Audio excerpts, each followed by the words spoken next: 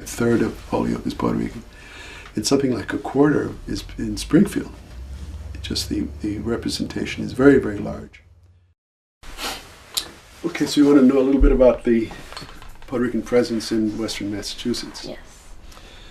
You need to know a little bit of history, which is that Puerto Rico had been a colony of Spain all the way through the late 19th century. And Puerto Rico had been chafing under Spanish rule. Well, what happened then was Puerto Rico was a territory, an unincorporated territory of the United States, which it still is, an unincorporated territory of the United States. Around 1918, those Puerto Ricans that weren't drafted but were starving ended up in Western Massachusetts. Pushing them, that term you hear a lot, Yeah. it was the terrible, awful conditions in Puerto Rico. And pulling them was the need for low-cost labor Okay. in Western Massachusetts, mostly for tobacco picking, but also in some of the manufacturing industries that were starting. Some of the mill towns. Mill towns, right? Right. ¿En español o en español, verdad? ¿O en inglés? ¿O back and forth? Like Spanglish. No, llegamos el 23 de febrero del 67. Llegué a Nueva York, al Bronx. Hice a los 17 años en Puerto Rico. Y en el 67 vine a Nueva York, al Bronx. Tuve más que aproximadamente 2 semanas. No me gustó el bullicio ni el ambiente. Entonces me mudé a Hartford, Connecticut. En Hartford estuve un año. Me sucedió un suceso y me mudé. Mi primer hijo nació en St. Francis Hospital en Hartford, que se llama Ismael Jr. Entonces nos mudamos a Holyoke. So, viví en Holyoke como aproximadamente 13 años. Y en el 79 me mudé a Westfield. Ya trabajaba en Westfield, en una compañía. Empecé como machine shop, y después era encargado de un departamento de finishing. Entonces ahí trabajé 16 años. I came to the United States in 1963. And I was going to a little town in New York City where they call it Montgomery. It's a small town. I was there. And then from there I moved. 1965 I moved to the place called Newburgh, New York. And I came to Hartford, Connecticut 1975. And I was moving around playing music all over the United States almost.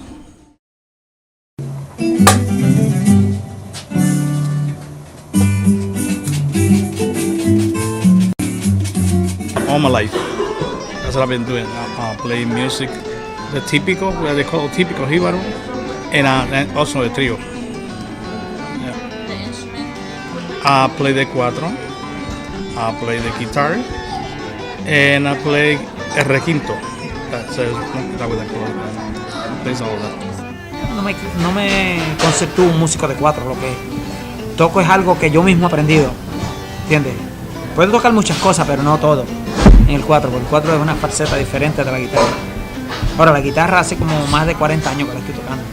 ¿No ves que antes el 4 fue creado con 4 cuerdas? Al principio el 4 de los tiempos. Después le añadieron una a cada una, que se hizo de 8. Y después para hacer el registro completo, la escala o el solfeo, como tú le llamas, le adaptaron 2 más, que se hicieron 10. Pero el 4 original se llama 4 porque era de 4 cuerdas. Sí, pero ahora es de 10 cuerdas, entonces tiene su escala completa, ¿entiendes? Es más sonoro también, porque ahora el 4 se está usando mucho en la salsa también. O sea, se usaba mucho la música, el 4, pero ahora se usa para diferentes clases de música, hasta en la sinfónica se usa el 4, pero antes se usaba para la música jíbara, la música de Puerto Rico, la música auténtica de Puerto Rico, folclore de Puerto Rico.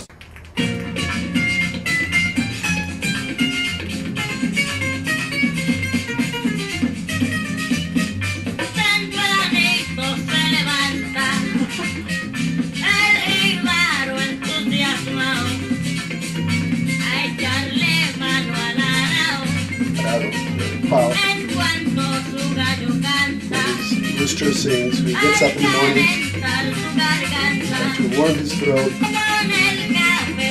with the delicious coffee, he walks. He walks to his work in the morning. His labors, thinking about his labors. That's how everybody lives.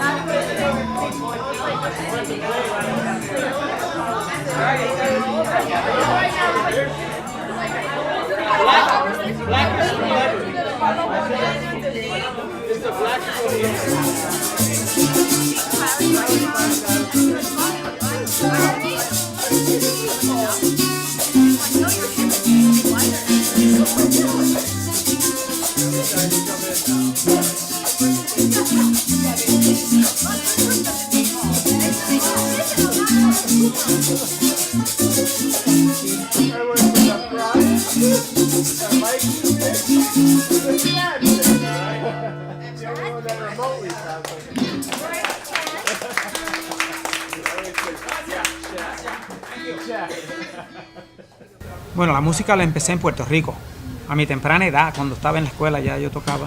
Entonces, mi tío y mi papá tenían muchos parientes que son músicos.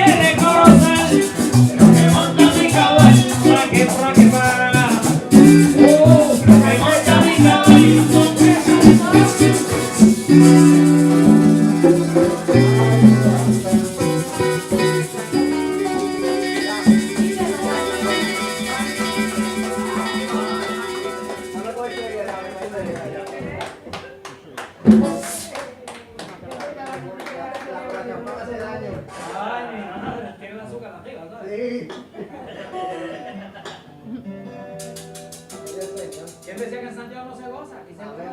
Caballero, la diversión sana es buena donde quiera con los Gracias por venir a Santiago.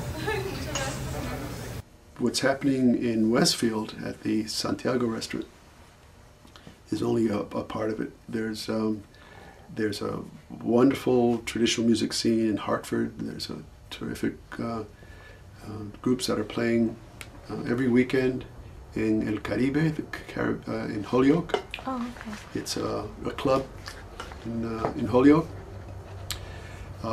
Every Pentecostal church in Springfield does its rites with, among other things, cuatros.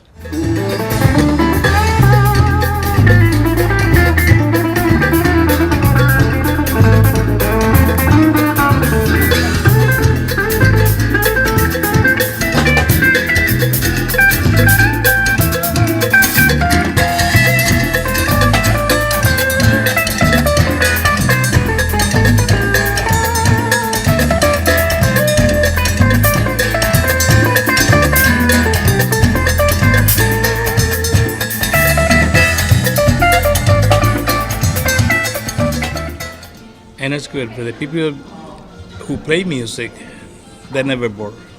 I mean, You always have something. something to do, something to learn. And the music, you can learn a lot. I mean, you can pass it away, you know. You see somebody crying, you can grab the guitar and start playing and make it happy. That's the way it is, you know. That's that way I feel. It's wonderful. Los músicos nos necesitamos unos a los otros. Y hay armonía en eso. It's fun. Music is fun. Yeah.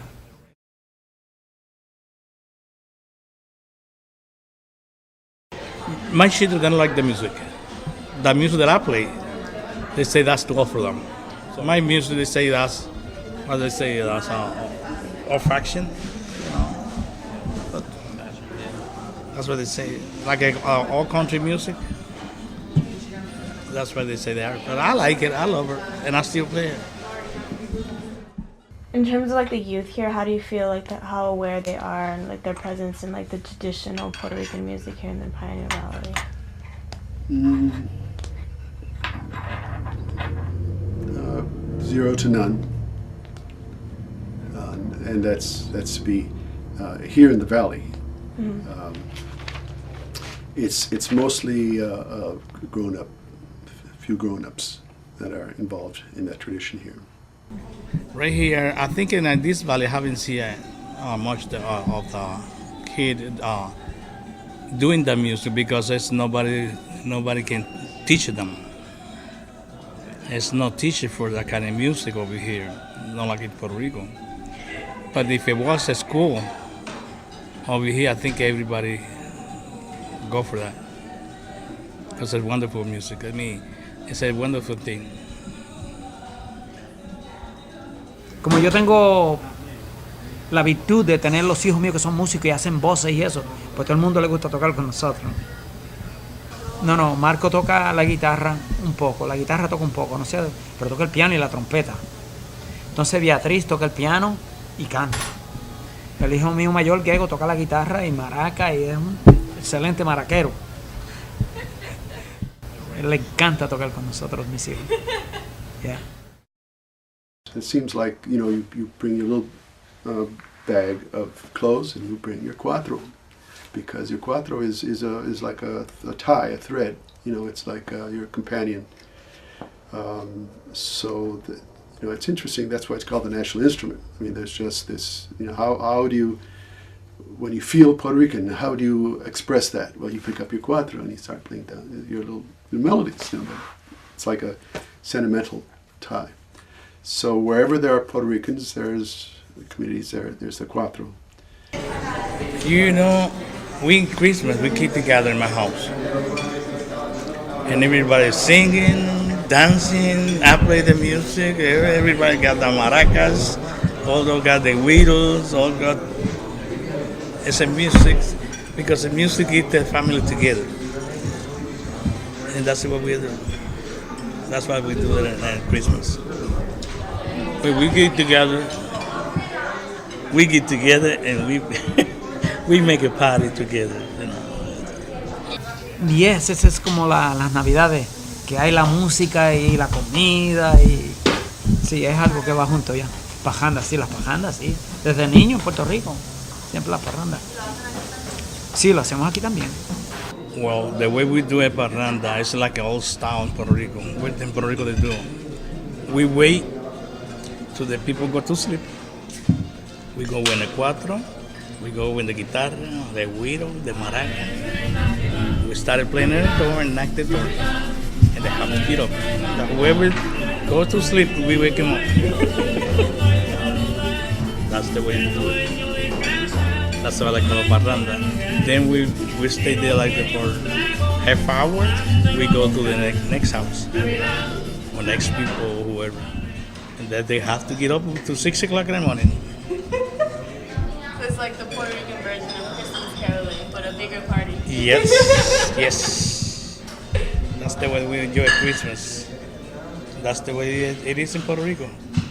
If we don't have that kind of music, it's not Christmas for us. And that's the best part of the music and Christmas. I play the merengue, play the bolero, play the guaracha, the typical music, the aguinaldo, what they say, the aguinaldo, una puerta, that's what they do. Sing it on the door and knock on the door and open the door and give me the pasteles. You exchange the food for Yeah. the music. And a ron cañita. Oh my goodness.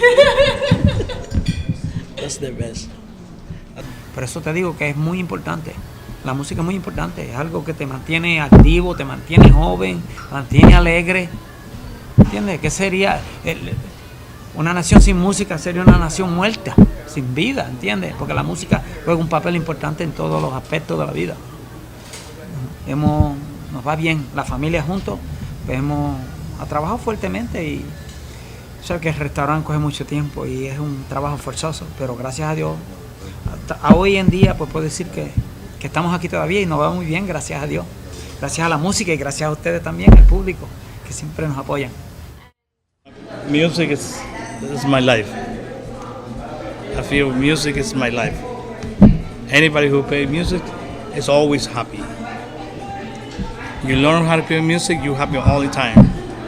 You find something to do all the time. That's me. And that's it. I've been still playing music, and I'm dying playing music.